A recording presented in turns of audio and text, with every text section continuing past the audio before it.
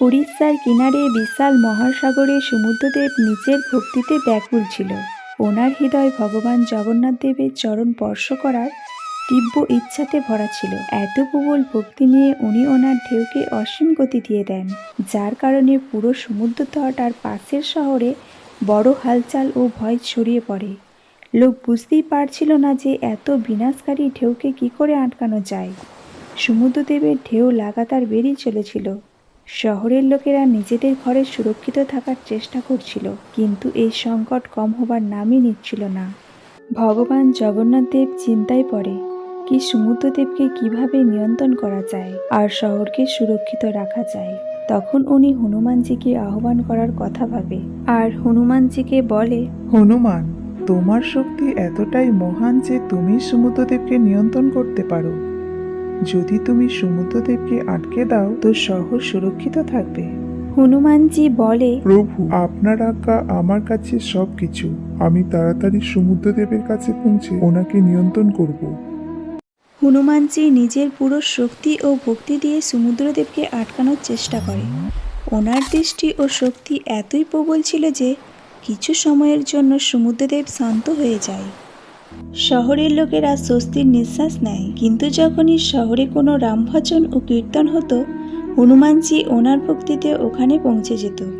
আর ওনার যাওয়ার সাথে সাথেই সমুদ্রদেব আবার সক্রিয় হয়ে যেত আর শহরের উপরে সংকট নেমে আসতো।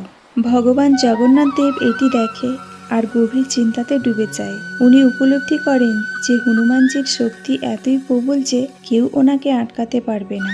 জগন্নাথ দেব সমুদ্রের তটে আসে। ঢেউ ধীরে ধীরে কিনারে আছড়ে পড়ছিল। উনি দেখেন হনুমানজি ওনার প্রভুর ভক্তিতে লীন আছেন। জগন্নাথ দেব হনুমানজিকে বলেন, তোমার ভক্তি ও শক্তি অদ্ভুত। তোমার প্রেম দেখে আমি খুবই প্রসন্ন, কিন্তু এখন সময় এসেছে তোমার শক্তিকে সঠিক দিকে নিয়ে যাওয়ার। এর জন্য আমি তোমাকে শিকলে বাঁধব। এই বন্ধন ভয় দেখাতে বা আটকানোর জন্য নয়, বরং তোমার শক্তি ও ভক্তিকে সন্তুলিত করতে আর শহরকে সুরক্ষিত করতে। হনুমানজি কিছুক্ষণ চুপ থাকেন। উনি মাথা নিচু করে জগন্নাথ দেবকে বলেন, প্রভু, যদি আপনি চান যে আমি এখানেই থাকি তো আমাকে এখানেই থাকতে দিন। আমি আপনার দুয়ারে সেবক হয়ে অনন্তকাল থাকব। আপনার রক্ষা ও সেবাই আমার জীবন।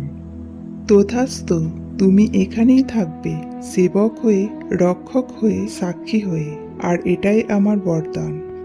এরপরে ভগবান জগন্নাথ দেব ভগবান হনুমানজিকে বেঁধে দেয়।